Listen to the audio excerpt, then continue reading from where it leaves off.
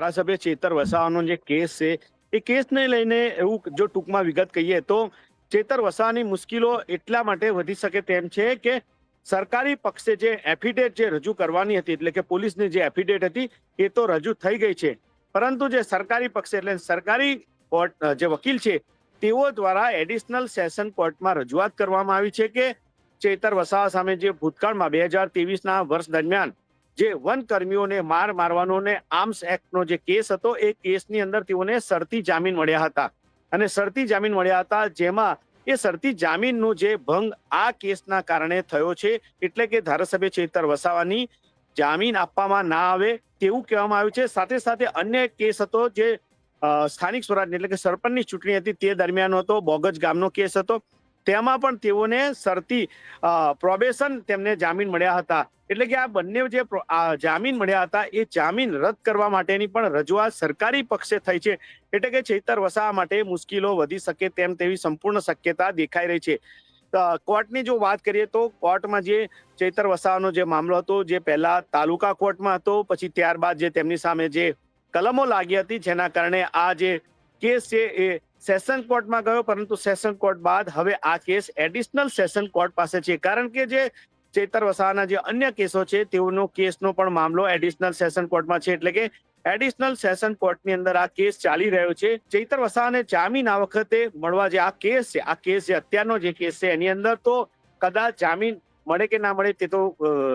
Court કહેશે, પરંતુ ચેતર વસાવાને આ વખતે જામીન મેળવવા માટે જે ભૂતકાળના જે 2 કેસો છે એમાં શરતી જામીન મળી છે અને શરતી જામીન છે તેમાં શરત ભંગ થયો છે તેવો આક્ષેપ થઈ રહ્યો છે અને સરકાર વકીલ દ્વારા તે રજૂઆત પણ કોર્ટમાં કરવામાં આવી છે। એટલે કે ચેતર વસાવાને આ વખતે જામીન મળે છે કે નહીં તે તો કોર્ટ નક્કી કરશે, પરંતુ મુશ્કેલીઓ વધતી હોય તેમ લાગી રહ્યું છે। પોલીસે જે એફિડેવિટ રજૂ કરી છે, શું રજૂ કરી છે તે તો હજુ બહાર નથી આવી, કોર્ટ સમક્ષ રજૂ કરી છે, પરંતુ કહી શકાય કે ચેતર વસાવાને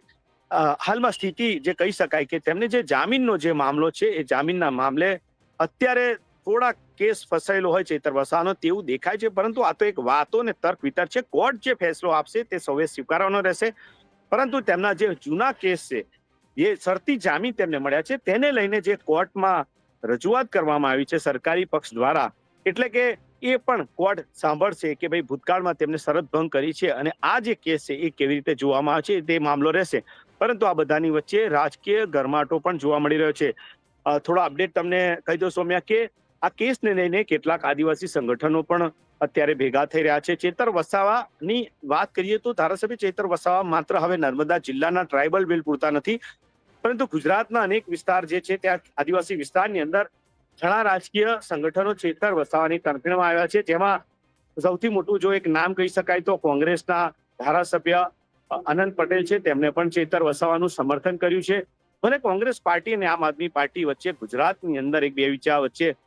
થોડાક સંબંધો બગડ્યા હોય, પરંતુ